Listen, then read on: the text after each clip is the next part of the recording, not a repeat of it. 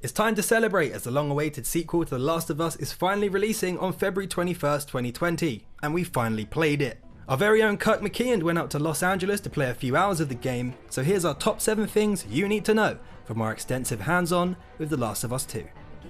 Stealth is back, but shivs are gone. Ellie doesn't have quite the same raw strength as Joel, but 5 years on from the events of The Last of Us, she's clearly beefed up and become several levels more badass.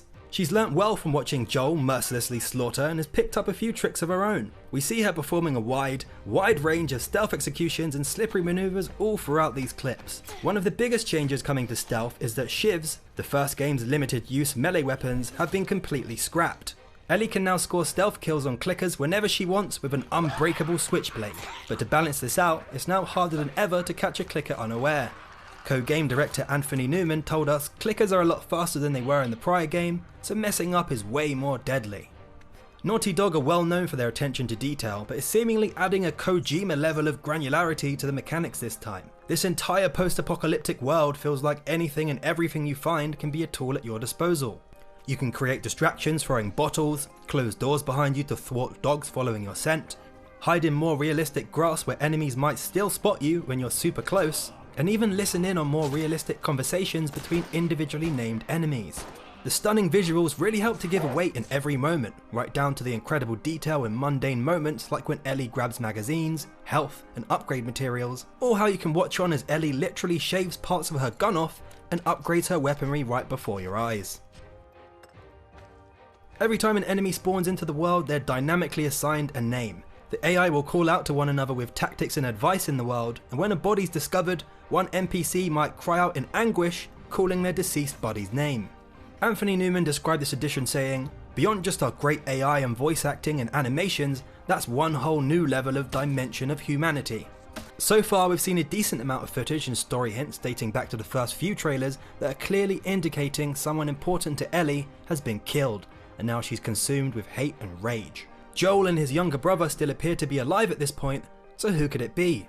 Our very own Kirk's sit-down interview with Anthony Newman was quite revealing, and when asked directly about whether Ellie's girlfriend Dina will die, he stated, "I can't divulge too much beyond what's in the trailer, but what I will say is that no one is safe in the world of The Last of Us." This non-denial doesn't clear anything up and leaves the speculation going, but from this brand new gameplay, we can see that we're spending a fair amount of time with Dina, exploring, doing some recon and gathering style missions.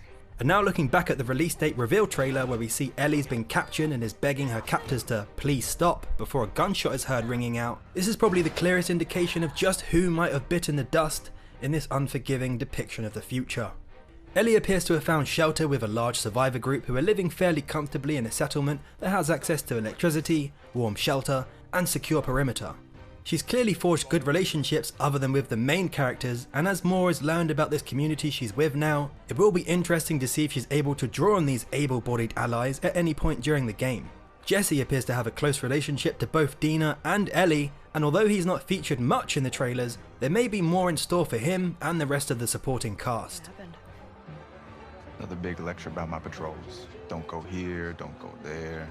The Seraphites appear to be one of the main antagonists of the game at this point, and it seems Ellie's driving force and motivation for some of the kill streaks she's currently on is driven by her desire for revenge against them.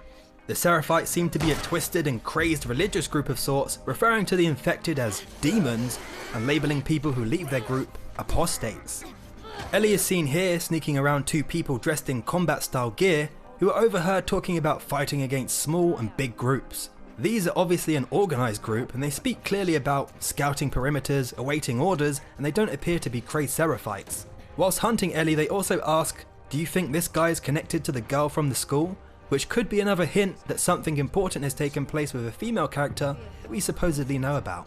The Seraphites and these guys are sure to be only one of the few groups you may have to contend with on your revenge-fueled journey, and they all seem to be rather unfriendly in this world. Dog lovers, please avert your eyes. Developer Naughty Dog really appears to be living up to their name, as our canine counterparts seem to be more vicious and bitey than ever. In what could be interpreted as a hilarious omission, we're able to be ripped to shreds by, as well as smash the heads in, of the dogs inhabiting this world. But unable to pet or show affection to them. Does Naughty Dog ever truly do oversight? We remain doubtful, as a few clues and hints have been dropped here and there, including this one by Naughty Dog Vice President Neil Druckmann. Did someone order an NPC dog companion? Yes please. If you want to hear more about The Last of Us 2, Kirk has written a detailed, hands-on preview based on his time with the game. We also have a lengthy interview with co-game director Anthony Newman, packed with even more juicy details, and you should most definitely check those out, and the links will be in the description. And as always, please leave a like if you enjoyed the video, hit the notification bell so you never miss a new one, and for more ongoing coverage on The Last of Us 2 and more, keep it locked here on VG247.com.